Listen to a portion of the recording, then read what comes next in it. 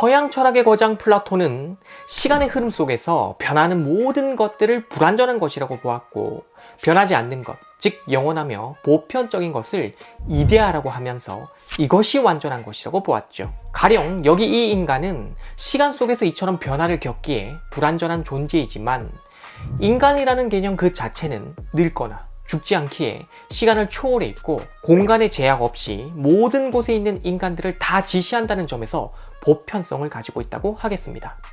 그리고 여기서 중요한 것은 바로 이러한 보편 개념이 학문 연구의 출발점이 된다는 것이죠. 왜냐? 인간은 언제나 어떠한 존재를 한결같이 가리킬 수 있는 초시간적이며 보편적인 의미체, 즉 개념을 필요로 하는데, 이것이 없으면 학문적 연구가 불가능하기 때문입니다.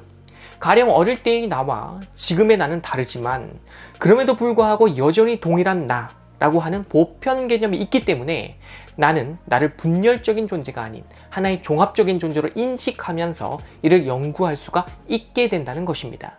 그러므로 이러한 보편 개념으로서의 인식이 학술적 연구를 가능하게 하는 출발점이 된다는 것이죠. 따라서 플라톤은 이러한 보편 개념인 이데아를 중요하게 보면서 이것이 시간 속에서 변화를 겪고 있는 현실 속 개별자들과 달리 독립적으로 실제하며, 이렇게 존재하는 보편 개념으로 인해 현실 속의 저 불완전한 개별자들도 존재한다고 보았죠.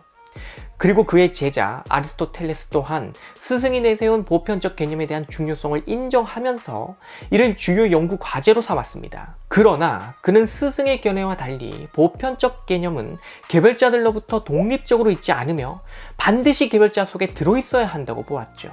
즉 인간이라고 하는 이 보편적 개념은 반드시 숨을 쉬며 피가 흐르고 있는 이 구체적인 개별적 존재로서의 사람에게 들어있어야 한다고 보았다는 얘기입니다. 그리고 바로 이것이 플라톤과 다른 아리스토텔레스의 철학이 가지는 특징이며, 라파엘로의 작품에서 그가 이렇게 손을 앞으로 뻗고 있는 이유도 보편 개념이 초월적으로 있는 게 아니라 이 현실에 있는 것임을 나타내기 위해서였답니다. 그러므로 오늘 저는 서양 철학사 전반을 이해하기 위해 필수로 알아야 하는 아리스토텔레스의 철학을 누구나 이해할 수 있도록 강의를 해드릴 텐데요. 특히 그의 이러한 철학은 형상과 진료에 따른 4원인설로 정리할 수 있으며, 이를 기초로 발전한 철학사 내용 전체를 잘 알기 위해서라도 오늘 이 강의 내용은 정말 중요한 것이니까요. 지금부터 재밌게 또 집중해서 시청해 주시기 바랍니다.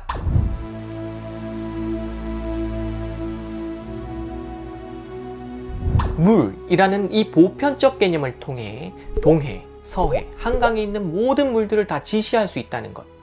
여기서 바로 저 개념으로서의 물이 보편이고 저것에 해당하는 각 개별자들을 특수라고 합니다.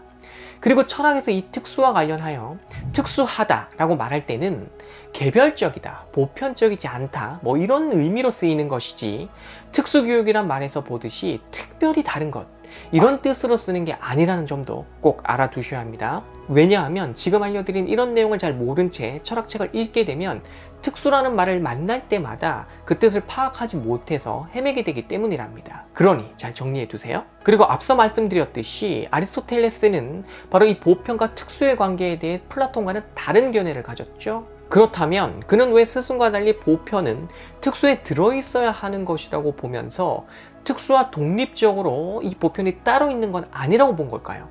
네, 그것은 바로 관계의 문제, 즉 보편적 이데의 세계와 특수한 현상의 세계에 대한 관계에 대해 플라톤의 견해는 제대로 된 설명을 제공하지 못한다고 보았기 때문입니다. 자, 이게 지금 무슨 얘기냐 하면, 보편적 이데아의 세계라고 하는 것은 초시간적이라 변화가 발생하지 않는 영혼의 세계이고, 특수한 현상의 세계는 시간 속에서 변화라는 현상을 일으키는 개별자들의 세계인데, 이처럼 서로 다른 성질의 두 세계가 어떻게 관계를 맺는가 하는 문제가 발생한다는 것입니다. 그러니까 시간적이지 않은 영혼의 세계로부터 어떻게 변화가 발생하는 시간 현상의 세계가 나올 수 있는가 하는 그 관계의 문제를 플라톤은 제대로 설명하지 못한다는 것이죠. 애초에 플라톤은 항구불멸하며 완전한 삼각형, 즉 관념상의 삼각형을 모방하여 불완전한 삼각형을 땅 위에 그릴 수 있는 것처럼 이데아의 세계와 현상의 세계는 모방과 분류, 그러니까 이데아를 본뜨거나 나누어 가지는 방식으로 관계한다는 그런 식의 설명을 했었거든요. 그리고 현재 병들고 사멸하는 이 몸을 가진 인간이 어떻게 저런 추상적인 관념의 이데아, 즉 영혼의 이데아를 알 수 있는가 하는 물음에 대해서도 플라톤은 본시 인간은 육체와 결합하지 않은 영혼 상태에 있을 때 저 이데아를 알고 있었는데 육체를 가지면서 불완전한 존재로 전락하게 되었고, 따라서 그 이전에 알고 있었던 이데아를 상기, 즉 떠올리는 방식으로 불완전하게 인식하고 있다는 겁니다. 이러한 플라톤의 설명을 아리스토텔레스는 평가절하했습니다. 즉 영혼이 이데아를 상기한다는 것도 그렇고 서로 다른 두 세계를 모방과 분류의 방식으로 관계한다고 설명하는 것도 논리적이지 못하다는 겁니다. 그리하여 그는 보편이 특수와 따로 있는 게 아니라 그 안에 들어있다고 주장한 것이죠. 즉 이데아는 개별자 속에 들어있다는 것, 그리고 바로 이것이 그의 철학이 가지는 기본적인 특징입니다.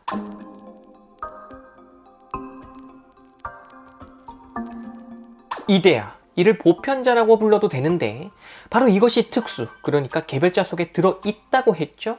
여기서 아리스토텔레스는 바로 이 개별자 속에 들어있는 보편자를 본질이라 부르며 이 본질을 가진 그 개별자를 우시아, 즉 실체라고 부릅니다.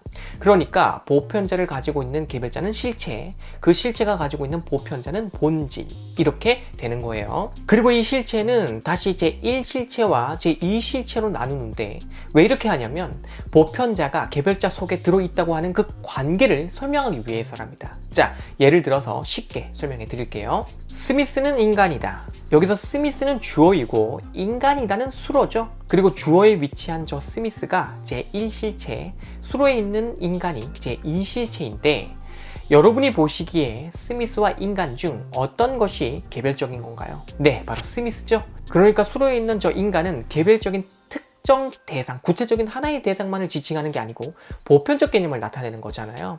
그 대신에 스미스는 구체적인 인간을 뜻하며 오로지 저런 대상만이 완전히 개별적이라는 얘기입니다. 더 쉽게 말해서 스미스는 인간이지만 그렇다고 스미스가 다른 인간인 찰스나 캐서린과 같다 라고 할 수는 없다는 거죠. 왜냐? 이들은 인간이라고 하는 공통점을 가지고는 있지만 분명히 서로 다른 개별자들이니까요. 여기서 바로 저 개별자, 즉 완전히 개별적인 것이 제1실체입니다. 그리고 제1실체 속에 들어있는 보편 개념이 제2실체라는 거죠. 왜냐? 제1실체를 전제하지 않고 제2실체는 있을 수 없다고 보는 게 아리스토텔레스의 입장이니까. 자, 다시 쉽게 말씀을 드릴게요. 영희는 여자다 라고 할 때 주어 자리에 있는 저 영희 속에 여자라는 보편 개념이 들어있는 것이죠. 그리고 이러한 영희라는 제2실체가 없다면 그곳에 속하는 보편 개념으로서의 제2실체도 있을 수가 없는 거 아닙니까? 무슨 말인지 이해하셨죠? 그래서 영희와 같은 1실체는 주어는 될 수 있어도 수로는 되지 못하며 여자라고 하는 제2실체는 수로는 될 수 있어도 주어는 되지 못한다는 것. 왜냐? 보편 개념은 개별자에 속하는 것이니까. 만약 여자가 주어가 될 수 있고 그래서 그것에 대한 수로로 영희가 나온다면 이것은 플라톤 철학이 되는 거예요. 보편자 속에 개별자가 들어있는 거니까. 그래서 아리스토텔레스는 이 관계를 뒤집어 버렸다. 이렇게 이해하면 되겠습니다.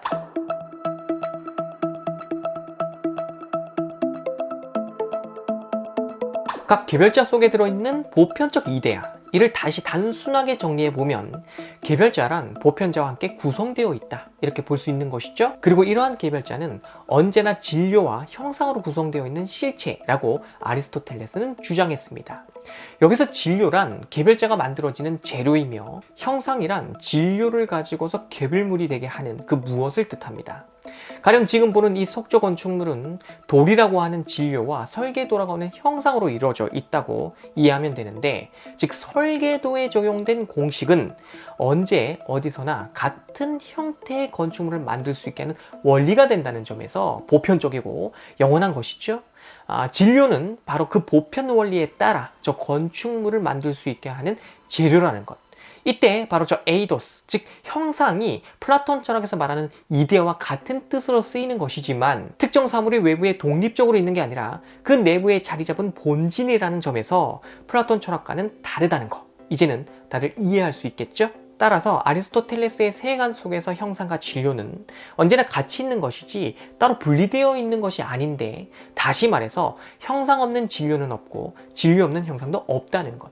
즉 이것은 이데아와 그 모사로서의 현상이라고 하는 플라톤의 간접적 이원론을 형상과 진료의 관계로 재설정한 것이며, 이를 통해 보다 구체적이고 현실적인 설명이 될 수 있도록 만들고자 했던 아리스토텔레스의 의도가 담겨있는 철학이라고 볼 수 있다는 겁니다. 그리고 이렇게 제시한 진료와 형상의 관계는 상대적이라고 합니다.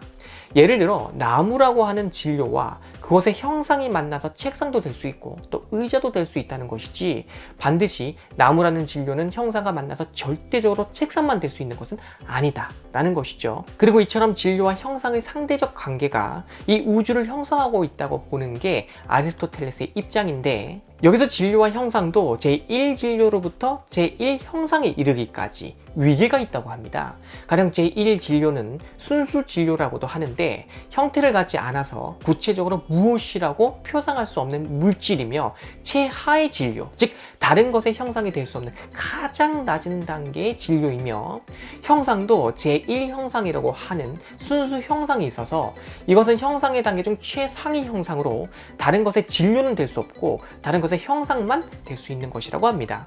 이처럼 자연과 우주는 제1진료로부터 제1형상에 이르는 계층을 이루고 있다는 것, 이것이 아리스토텔레스의 진료와 형상으로 구성된 우주라는 것이죠. 아리스토텔레스는 진료와 형상의 관계를 더 세부적으로 잘 설명하기 위해 서양 철학사에서 그 유명한 존재의 사원인설을 제시했죠. 그러니까 여기서 존재의 사원인설이란 어떤 것이 존재하기 위해서는 반드시 4가지의 원인이 있어야 한다는 것인데, 진료인, 형상인, 운동인, 목적인, 이렇게 4가지가 바로 그것입니다. 여기서 진료인이란 의자라는 사물이 존재하기 위해서 반드시 있어야 하는 물질적 원인, 즉 나무를 뜻하고, 그러니까 예를 들어서 말씀드리는 거예요. 다음으로 형상인이란 그 진료로 의자가 될 수 있게 하는 법칙에 대한 원인, 즉 규제와 법칙의 원인이며, 운동인이란 나무라는 진료가 의자가 될 수 있기 위해서는 작업자의 운동, 즉 동력이 원인으로 작용해야 한다는 것을 뜻하며, 목적인은 작업자가 의자를 제작할 때 어떤 목적이 있는데 몸이 불편한 자기 친구를 도와줄 목적으로 이 의자를, 나무를 보고서 이제 의자를 만든다면 그 목적이 이 진료를 의자가 되게 하는 목적적 원인이 되는 것이죠. 이렇게 해서 사원인에 대한 내용을 기초적으로 설명을 했는데 생각보다 이해하기 쉽죠? 그리고 이 4가지의 원인들을 잘 그 성격을 살펴보면 진료인을 제외한 나머지는 모두 형상인에 포함된다는 것을 알 수 있죠. 따라서 진료와 형상의 관계가 저 4가지 원인들로 세분화된 것이다 라고 볼 수 있다는 건데, 어쨌든 형상인과 진료인은 진료와 형상에 의해 하나의 개별자, 즉 실체가 되는 관계를 보여준다는 것, 이 점을 잘 이해하고 계셔야 한다는 겁니다. 그리고 앞서 설명해드렸던 것처럼 진료와 형상은 제1진료로부터 제1형상에 이르기까지의 체계를 가지고 있고, 이 체계가 우주와 자연이다 라고 말씀드릴 수 있는데, 이때 제1형상이란 진료가 전혀 섞여 있지 않은 그 자체로 순수한 형상, 그래서 순수 형상이라 하거든요. 바로 이것을 향해서 제1진료로부터 제1형상을 향하여 모든 생성과 변화가 일어난다는 것, 따라서 바로 이 제1형상이 모든 운동의 근원이라고 할 수 있는데, 이러한 제1형상, 즉 순수형상은 그 자체로는 움직이지 않는 것, 왜냐하면 그 자체가 하나의 자족적인 존재니까, 따라서 이제 움직이지 않는 것인데, 이를 움직이지 않는다는 뜻의 부동이라고 하며, 이러한 상태로 다른 것들을 움직이게 하는 가장 상위의 원인이 되니 이를 부동의 원동자라고 한다는 것입니다.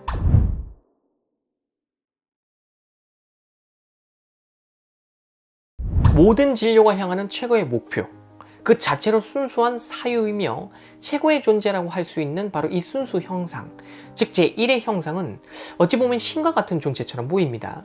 그래서 중세 신학에서는 신에 대한 존재를 논할 때 아리스토텔레스의 이 개념을 많이 활용했죠.